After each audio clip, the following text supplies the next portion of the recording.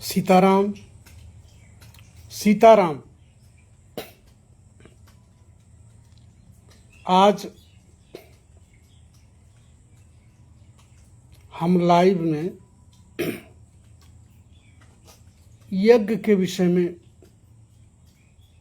कुछ चर्चा करेंगे।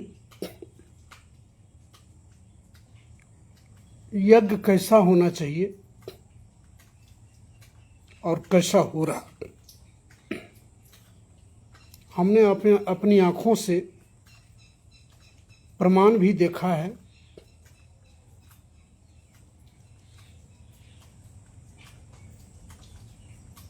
कलयुग के लोग जो यज्ञ करते हैं उनका परिणाम क्या होता है। अब एक चर्चा जो मेरे सामने मेरे जीवन में आया है, बहुत दर्द होता है, बहुत दुख होता है। जरा सा सुनिए।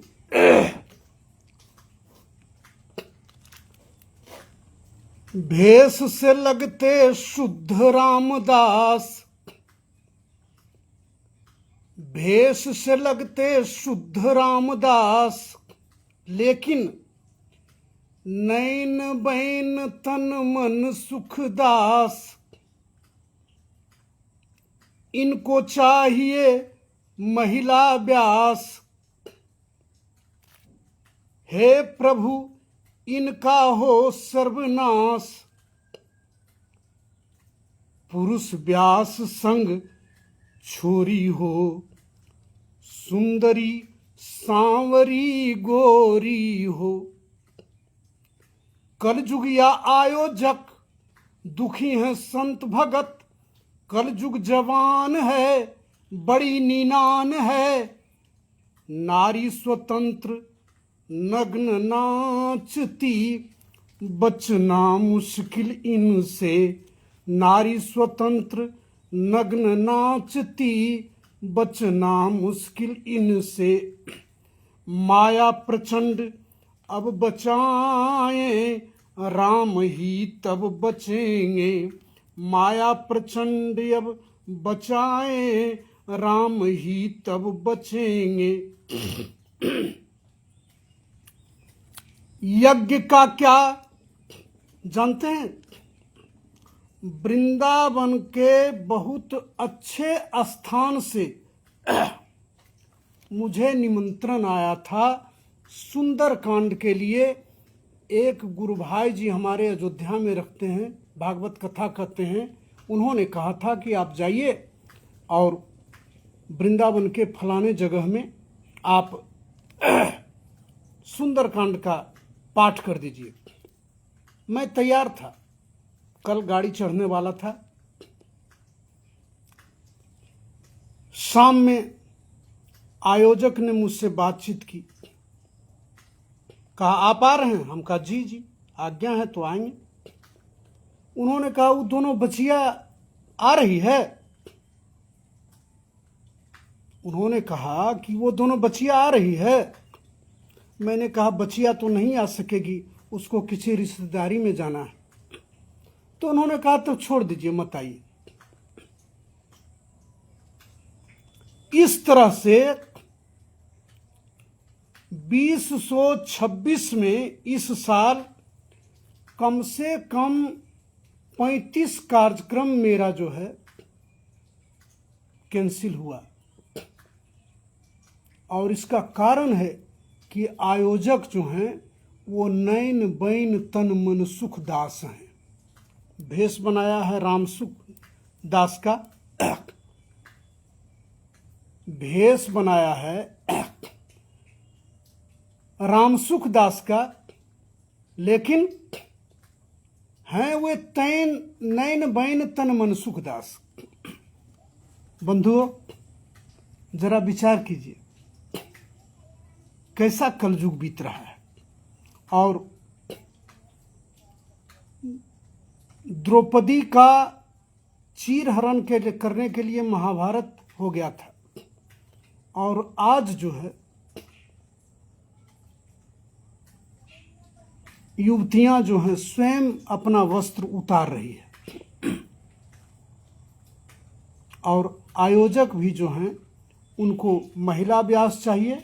लाचारी अगर है तो पुरुष व्यास हों, लेकिन उनके साथ कोई छोरी हो। बंधुओं, अब मैं बताता हूं गीता जी के अनुसार यज्ञ का क्या स्वरूप होना चाहिए। यज्ञ का क्या स्वरूप हो, तमाशा नहीं भव्य रूप हो, राम नाम की प्रधानता, अन्नदान अनूप हो। मानस जी में स्पष्ट लिखा हुआ है, प्रगट चारि पद धर्म के, कलिमहु एक प्रधान, जेन केन विधि दीने, दान करे कल्याण। गायन मानस का हो, प्रचार गीता का हो, भागवत की हो कथा, मैंने गाई व्यथा, लेकिन कृपा जब होती है सिया राम की, तब ये संजोग बनेंगे। कृपा जब होती है सिया राम की, तब ये संजोग बनेंगे। यज्ञ आवश्यक है, यज्ञ बड़ी आवश्यक है, मानव जीवन जब तक है। गीता जी में चर्चा है, अन्नाद भवन्ति भूतानि, प्ररजन्यादन्न संभवः, यज्ञाद भवति पर्जन्यो, यज्ञः कर्म समुद्भवः। कर्म ब्रह्मोद्भवम् विद्धि ब्रह्माक्षर समुद्भवम्, तस्मात् सर्वगतम् ब्रह्म नित्यम यज्ञे प्रतिष्ठितम। संपूर्ण प्राणी यज्ञ से उत्पन्न होते हैं। अन्न की उत्पत्ति वर्षा से होती है, वर्षा यज्ञ से होती है। यज्ञ कर्मों से उत्पन्न होता है। कर्मों को तू वेद से उत्पन्न जान, और वेद को अक्षर ब्रह्म से प्रकट हुआ जान। इसलिए वह सर्वव्यापी परमात्मा यज्ञ कर्तव्य कर्म में नित्य स्थित है। इसलिए यज्ञ आवश्यक है, यज्ञ आवश्यक है। बंधु, यज्ञ आवश्यक है, यज्ञ आवश्यक है, जब तक हम जिएंगे करेंगे। यज्ञ सा हित नहीं, यज्ञ सा मीत नहीं, यज्ञ सा दुश्मन ना, करो मनमानी ना। एक मुनि ने किया, पांडवों ने भी किया, दोनों की कोई तुलना नहीं। जग सो रहा नशे में, दोनों की कोई तुलना नहीं। जग सो रहा नशे में। बंधुओं, युधिष्ठिर धर्मराज का राजसूय यज्ञ से उद्दालक ऋषि का जो है रोज करने वाला यज्ञ जो है वह बढ़ गया, उत्तम हो गया। चर्चा आती है, एक ऋषि थे। कृषक लोग जब फसल काट लेते थे तो फसल चून के वो कुछ बनाते थे और भोग लगाते थे। पहले कोई अतिथि को खिलाते थे, तब अपने सब प्राणी पाते थे। चर्चा आती है कि 1 महीना तक कोई न कोई अतिथि आ जाते थे और उन्हीं को वो खिला देते थे। अंततोगत्वा ये स्थिति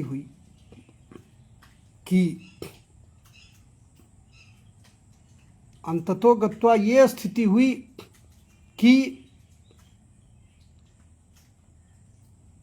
उनका शरीर छूट गया अन्न के अभाव में, अतिथि के स्वागत में। और चर्चा आई है कि महाराज युधिष्ठिर के राजसूय यज्ञ में एक नेवला जो है वह लौट रहा था, जो आटा गिरा था उसमें लौट रहा था। बड़ा अचरज हुआ। धर्मराज ने उससे पूछा, भैया तुम ये क्या कर रहे हो? कहा, मैं लौट रहा हूं यहाँ के अन्न कन्न में। देख रहे हैं, नेवला मनुष्य की भाषा में बात कर रहा था। देख रहे हैं, मेरा सारा शरीर सुनहरा हो गया है। मैं एक जगह जग हुआ था, वहां लौटा था, वहां मेरा सारा शरीर सुनहरा हो गया। बड़ी उत्साह से मैं आया था कि धर्मराज युधिष्ठिर के जग में लौटूंगा तो मेरी पूंछ भी स्वर्ण हो जाएगी, लेकिन नहीं हुआ। अब आप समझिए कि जग कैसा होना चाहिए। फिर कभी विशेष बात करेंगे, तब तक इतने से संतोष कीजिए। आज आपके दरबार में हाजिरी लगाई। अब आप लोग भी विचार कीजिएगा कि यज्ञ कैसा होना चाहिए और कलयुग में कैसा यज्ञ हो रहा है। जय जय सिया राम, जय जय सिया राम।